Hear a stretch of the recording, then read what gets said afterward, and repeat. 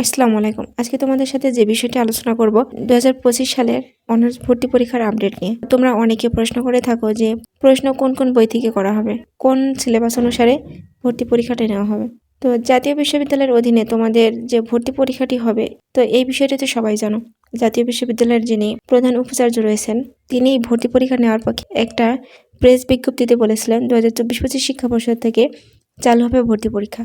2024 সালে যারা এইচএসসি পরীক্ষায় উত্তীর্ণ হয়েছে তাদের সকলকে কিন্তু অনার্স ভর্তি পরীক্ষা দিয়ে উত্তীর্ণ হয়ে ভর্তি হতে হবে, নয়তো সে অনার্স পড়তে পারবে না। তো এর আগে অনার্স ভর্তি সম্পর্কে 3টি ভিডিও অলরেডি আমার চ্যানেলে দেওয়া আছে, তোমরা চাইলে ভিডিওগুলো দেখে আসতে পারো। এখন তোমাদের জানাবো এই অনার্স ভর্তি পরীক্ষাটা কোন সিলেবাস অনুসারে হবে। অনেকের প্রশ্ন, শর্ট সিলেবাস হবে নাকি ফুল সিলেবাসে হবে, সেই সাথে তোমাদের কোন কোন বই পড়তে হবে অনার্স ভর্তি পরীক্ষার জন্য, কোন কোন বই থেকে প্রশ্ন করা হবে। তো তোমাদের একটি বেসিক ধারণা দিয়ে দেব, তো ভিডিওটি না টেনে সম্পূর্ণ দেখবে। আশা করি অনার্স ভর্তির প্রশ্ন কেমন হবে তার ধারণা পেয়ে যাবে। তো মূল ভিডিও যাওয়ার আগে অবশ্যই সকল প্রকার আপডেট সবার আগে পেতে আমার চ্যানেলটি সাবস্ক্রাইব করে রাখবে। প্রথমে তোমাদের জানাই যে এই বছরে যেহেতু অনার্স ভর্তি পরীক্ষা নেওয়া হবে, এখন তোমাদের কোন সিলেবাস অনুসারে ভর্তি পরীক্ষাটা নেওয়া হবে।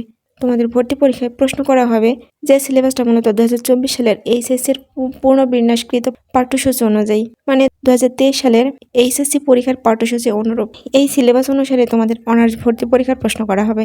2023 সালের এইচএসসির পাঠ্য অনুসারে প্রশ্ন কাঠামো করা হবে। আবার অনেকেই প্রশ্ন করে থাকো তোমাদের সিলেবাস অর্থাৎ পুনর্বিন্যাসকৃত শর্ট সিলেবাস থেকে যদি প্রশ্ন করা হয় তাহলে কত মার্কের প্রশ্ন করা হবে, কোন কোন বই থেকে কত মার্কের প্রশ্ন আসবে, কোন কোন বিষয়গুলোকে বেশি পড়তে হবে বা বেশি প্রাধান্য দিতে হবে।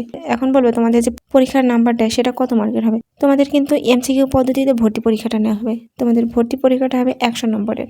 এই 100 নম্বর কিন্তু একটা বিষয়ের উপরে হবে না, বিভিন্ন বিষয়ের উপরে প্রশ্ন করা হবে, আর সেই প্রশ্নের উপরে একটা নির্দিষ্ট মার্ক দেওয়া হবে। তো বিভিন্ন বিষয়ের উপরেই ভিত্তি করে কিন্তু এই 100 মার্ক এমসিকিউ ভর্তি পরীক্ষাটা অনুষ্ঠিত হবে। অর্থাৎ সেখানে থাকতে পারে ইংরেজি, বাংলা, তারপরে তোমাদের কিছু বেসিক বা গ্রুপ সাবজেক্ট যেগুলো আছে সেগুলো থেকে কিছু প্রশ্ন থাকবে, তারপরে সাধারণ জ্ঞান থেকে প্রশ্ন থাকবে। সব মিলিয়ে 100 নম্বরের পরীক্ষা নেওয়া হবে। এই যে 100 নম্বরের প্রশ্ন হবে, তো কোন বই পড়তে হবে, যেহেতু তোমাদের এখানে বেশ কিছু সাবজেক্ট নিয়ে 100 নম্বরের এমসিকিউ হবে, সেই ক্ষেত্রে তোমাদের এসএসসি এবং এইচএসসি থেকে কোন বই পড়তে হবে, কোন বইগুলো পড়া বেশি ইম্পর্টেন্ট তোমাদের জন্য। তোমাদের এইচএসসি যে সিলেবাস রয়েছে সেটা হচ্ছে পুনর্বিন্যাসকৃত, মানে শর্ট সিলেবাস। তোমাদের সিলেবাস যতটুকু আছে ঠিক ততটুকুই তোমাদের পড়তে হবে। এইচএসসি থেকে ভালো করে পড়বে, তাহলে তোমরা কমন পাবে। তবে বেশ কিছু বিষয়ভিত্তিক প্রশ্ন তোমাদের দেওয়া হবে, যেমন ক্লাস 9-10-এর যে বইগুলো রয়েছে অর্থাৎ এসএসসি সিলেবাস থেকে। এখন তোমাদের 9-10-এর যে বইগুলো আছে, যেমন বাংলা প্রথম পত্র, বাংলা দ্বিতীয় পত্র, ইংরেজি, বেশি করে তোমরা বাংলা ব্যাকরণটা একটু ভালো করে পড়বে। সেই সাথে এইচএসসি যে সিলেবাসটা আছে সেটা তোমাদের পড়তে হবে। আরও আছে সাধারণ জ্ঞান। তো তোমাদের কিন্তু পরীক্ষাতে সাধারণ জ্ঞান থেকে প্রশ্ন করা হবে, আর এই সাধারণ জ্ঞান থেকে প্রশ্ন থাকতে পারে 10 মার্কের। তবে তোমাদের বাংলাদেশ বিষয়গুলো নিয়ে প্রশ্ন থাকতে পারে, তবে বাংলাদেশ বিষয়গুলো নিয়ে প্রশ্ন করা হবে এটা ধরে নেওয়া হচ্ছে। আবার অন্যান্য কিছু বিষয় নিয়েও কিন্তু সাধারণ জ্ঞান আসতে পারে। এখন তাহলে তোমাদের বাংলা, ইংরেজি, সাধারণ জ্ঞান থেকে যেহেতু গ্রুপ ভিত্তিক অনুসারে 50 অথবা 60 মার্ক এটা থাকবে, এখনো নির্দিষ্ট নয়। তবে সার্কুলার যখন আসবে তখন আমরা নির্দিষ্ট করে জানতে পারবো। এটা আমি আমার আইডিয়া থেকে বলছি। আর বাকি নাম্বারগুলো যেটা 100 মার্ক পূর্ণ হতে, তা তোমাদের গ্রুপ সাবজেক্ট থেকে নেওয়া হবে। আর তার মানে বাকি যে 40 নাম্বার থাকবে সেটা হচ্ছে গ্রুপ সাবজেক্ট ভিত্তিক অনুসারে নেওয়া হবে। গ্রুপ সাবজেক্টের মধ্যে রয়েছে যেমন বিজ্ঞান শাখার যে শিক্ষার্থীরা রয়েছে তাদের জন্য বিজ্ঞান বিভাগ কোন বই থেকে প্রশ্ন আসতে পারে, বইগুলো হচ্ছে পদার্থবিজ্ঞান, রসায়ন, জীববিজ্ঞান, উচ্চতর গণিত, এখান থেকে প্রশ্ন আসতে পারে। তারপরে আছে ব্যবসায় শাখার জন্য আসতে পারে হিসাব বিজ্ঞান, ফিনান্স, ব্যবসায় পরিচালনা, মার্কেটিং, ম্যানেজমেন্ট ইত্যাদি এসব বিষয় থেকে প্রশ্ন আসতে পারে।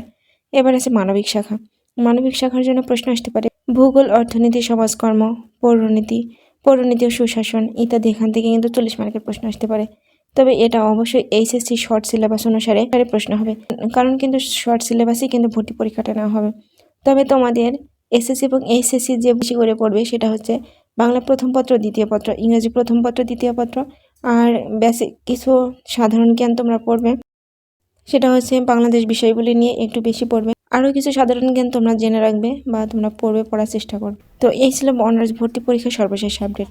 আর তোমরা যারা অনেকে প্রশ্ন করছিলে যে আসলে তোমাদের কোন কোন বই থেকে প্রশ্ন করা হবে, প্রশ্নের ধরন কেমন হবে, তো আশা করি তোমরা যদি সম্পূর্ণ ভিডিওটা দেখো তাহলে তোমরা অবশ্যই বুঝতে পারবে যে তোমাদের কোন কোন বই থেকে প্রশ্ন করা হবে, কোন পদ্ধতিতে প্রশ্ন করা হবে। তোমাদের মধ্যে সমস্ত ডিটেলস আমি আলোচনা করলাম। তো ভিডিওটা এই পর্যন্তই। ভিডিওটা যদি ভালো লাগে অবশ্যই তোমরা লাইক, কমেন্ট, শেয়ার করতে ভুলবে না। দেখা হবে পরবর্তী ভিডিওতে। ততক্ষণ ভালো থাকুন, সুস্থ থাকুন। আল্লাহ হাফেজ।